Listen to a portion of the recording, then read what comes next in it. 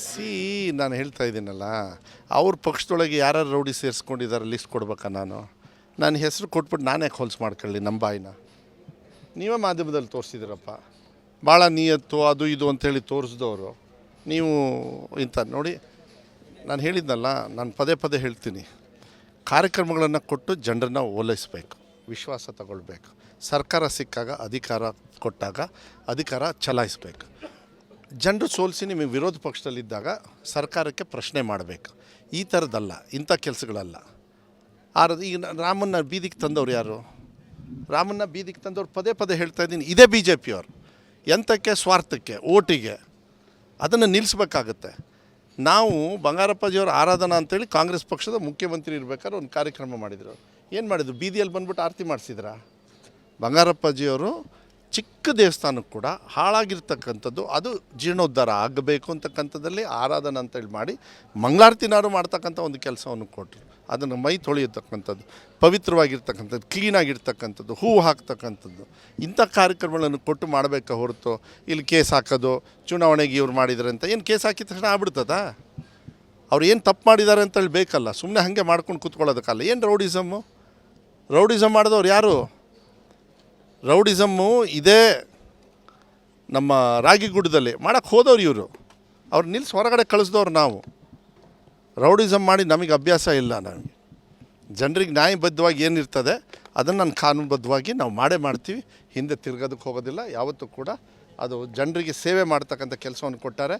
ಈ ರಾಜ್ಯದ ಜನತೆ ಭಾಳ ಪ್ರೀತಿ ವಿಶ್ವಾಸದಿಂದ ನಮ್ಮಿಟ್ಟಿದ್ದಾರೆ. ಯಾಕೆಂದರೆ ಗ್ಯಾರಂಟಿಗಳ ಮಾತನ್ನು ಕೊಟ್ಟಿದ್ವಿ, ಮುಂಚೆ ವಿಶ್ವಾಸವನ್ನು ಉಳಿಸ್ಕೊಂಡಿದ್ದೀವಿ. 90% ಇಡೀ ರಾಜ್ಯದಲ್ಲಿ ಜನರು ನಮ್ಮ ಬಗ್ಗೆ ವಿಶ್ವಾಸವನ್ನು ಇಟ್ಕೊಂಡಿದ್ದಾರೆ.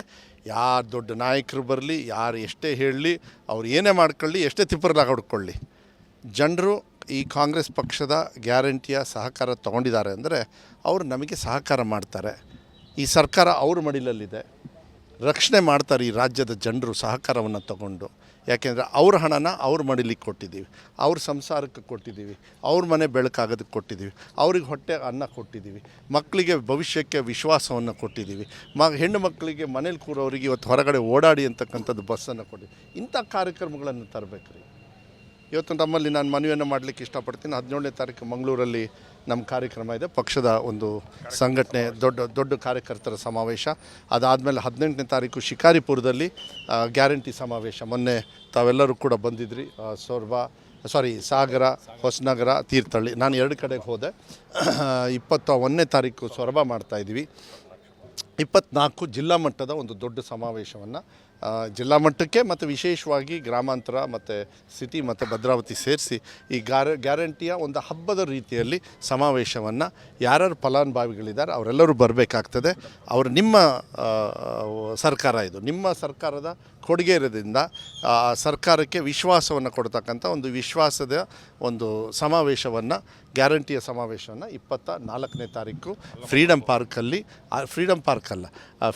ಪಾರ್ಕಲ್ಲಿ ಅಲಿಯಾಸ್ ಏನಂತೀರಿ ನೀವು ಅದಕ್ಕೆ, ಅಲ್ಲಮ್ಮ ಪ್ರಭು ಮೊದಲ ಏನು ಅನುಭವ ಮಂಟದ ಅಧ್ಯಕ್ಷರ ಅಲ್ಲಮ್ಮ ಪ್ರಭುಗಳ ಒಂದು ಮೈದಾನದಲ್ಲಿ ನಾವು ಮಾಡ್ತಕ್ಕಂಥ ಒಂದು ಕಾರ್ಯಕ್ರಮವನ್ನು ಅಧಿಕೃತವಾಗಿ ಇವತ್ತು ಏನು ಕ್ಯಾಬಿನೆಟಲ್ಲಿ ಘೋಷಣೆ ಆದಮೇಲೆ ನಾವು ಮಾಡ್ತಕ್ಕಂಥ ಕೆಲಸವನ್ನು ನಾವು ಮಾಡ್ತಾ ಇದ್ದೀವಿ.